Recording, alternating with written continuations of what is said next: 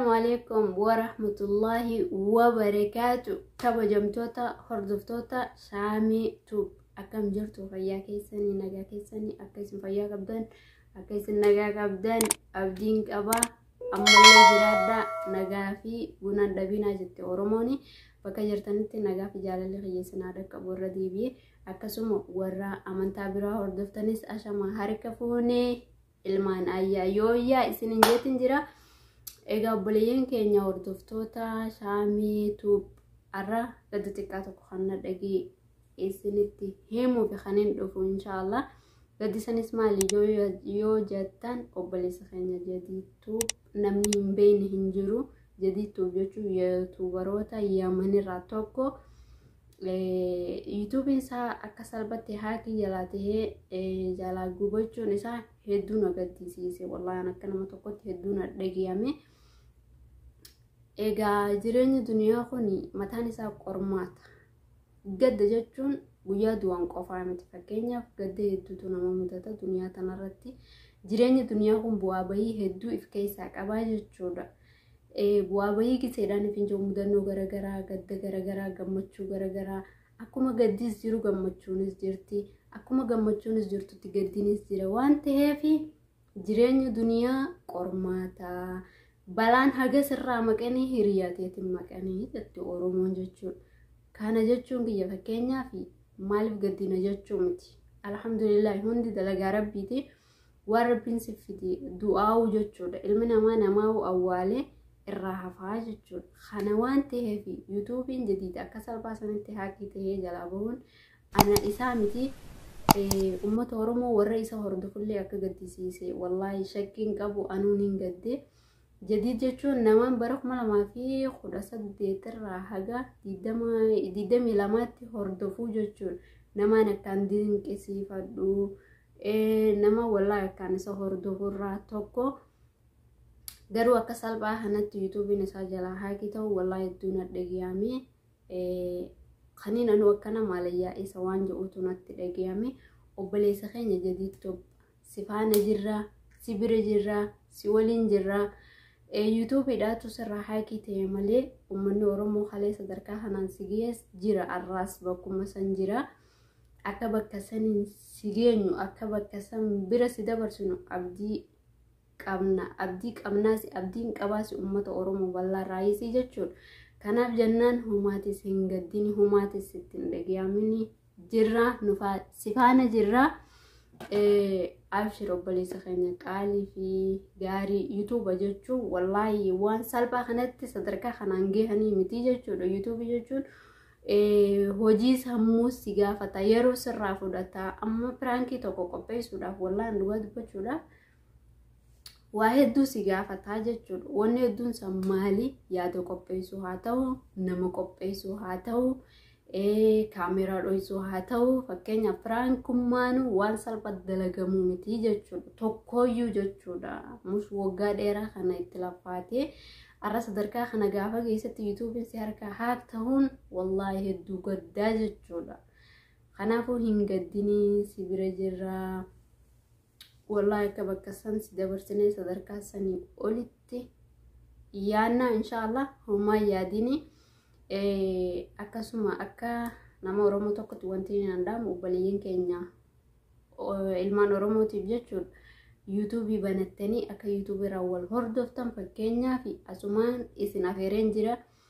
Warri viidiyoo tana daawwattan kuni afeerraa hiyyaa dhayxanii jadii tuub channel haaree jedhuutu banamee jira. Channel san dhayxanii subscribe, like, share gootanii search gootanii hiriyoota keessaniif akka share gootanii cinaa dhaabbattanii hamilee isaa taatan asumaan kabajaaf jaalalaan isin gaafadha. Wallahi YouTube yeroodhaan fi jawwaan salphaadhaan namni laaluu miti. Maaliif jennaan ifaajii hedduu qaba, laffaatii hedduu qaba. Aarsaa meeqatti kafalan asiin gahuudhaaf jechuudha. Sadarkaa kanaan gahuudha. Uummanni Oromoo jechuudha. YouTube dhiisiitii peejii yookaan Facebook tokko bantee follow si godhuufu yeroo hedduu sirraa fudhata. Unkaan YouTube jechuudha. Uummanni keenya YouTube hin beeku, hin laaluusi waan ta'eef YouTube guddisuun ni jabaata. YouTube guddisuu dhiisiitii eega akkasuma YouTube guddisuu dhiisee sa'a isaatu guutuun ni jabaataa jechuudha. Nama beekuutu beekaa jechuudha.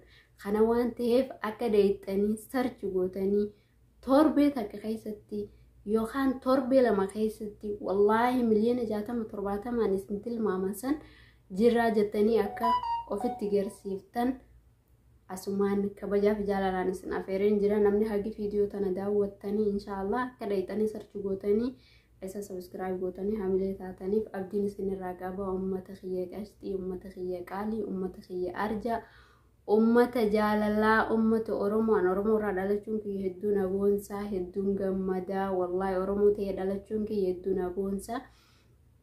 Maaliif jennaan ummanni keenya gara bal'ataa, wal kabajaa, wal jaalataa. Wallahi dhugaa dubbachuudha. Oromoo ta'ee dhalachuun kiyya hedduu na boonsaa, ittiin boonaas ittiin gammadaas jechuudha.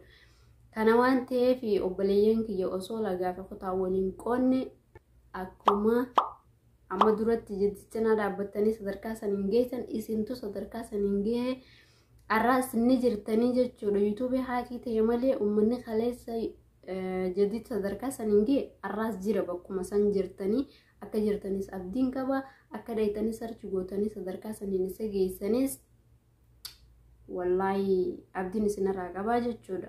Tanaafuu dhagaa sarchi godhaa, subscribe, like, share godhaa, jajjabeessaa. YouTuberoonni gurguddaan jechuudha.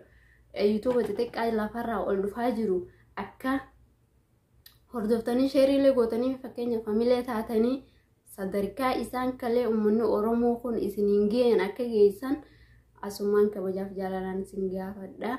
Maaliif jennaani kaleessa ummata kanaatu sadarkaa saniin nu gahee. Arraa sanaa dhufu baga dhuftanii obboleeyyan keenya jettanii isiyyoonnii fi ofitti nun fuudhin fakkeenyaaf nuyi bakkuma san teenyaa jechuudha. Kana waan ta'eef walirraa boonuu, wal tuffachuu, yaaqi kun follow hagana qaba, kun subscribe hagana qaba, maanaan qabu share yoo gooneef illee jettanii abdii naman kutachiisina. Abdii walitti horaa, wal cinaa dhaabbadhaa, subscribe, like, share walii godhuudha, wal jajjabeessaa, wal guddisaa. Maaliif jennaan wal jalatti akka guddannuuf fakkeenyaaf warri haaraa sadarkaa ol ka'aa jiru kun hundi gaafa dura banatu akkuma keenya kuma takkarraa, lamarraa, sadiirraa, afurirraa, shanirraa haga dhibbaatti deemee jechuudha. San hunda maaltu ga'anii ummata Oromoo bal'aa arraas jiru jechuudha. Kana waan ta'eef ummata keenyarraa abdii qabna. Akkasuma YouTube, YouTube haree waan ta'eef chaanaalli kun chaanaala keessanii akkasuma keenyallee subscribe, like, share godhaadhaan hiriyoota keessaniin dhaqqabsiisaa. Ergaan ani qabu arraaf tanumaa inshallah jadiidumaaf haga tokko hamilee ta'uufiin asitti argame waan nadhagahame keessa kiyya fakkeenyaaf hedduu anuu nadhagahame unkaan isa waan jedhutu nadhagahame abshir biroo kiyyaa si bira jirraa waliin jirraa jajjabaadhu. Akkasii nagaa naaf tahaa bakka jirtanitti naaf jiraadhaan isiniin jaa haga viidiyoo biraatiin walitti deebinutti nagaan naa jiraadhaa. Salaamtaan bakka jirtanitti isin haa dhaqqabdu. Ciao.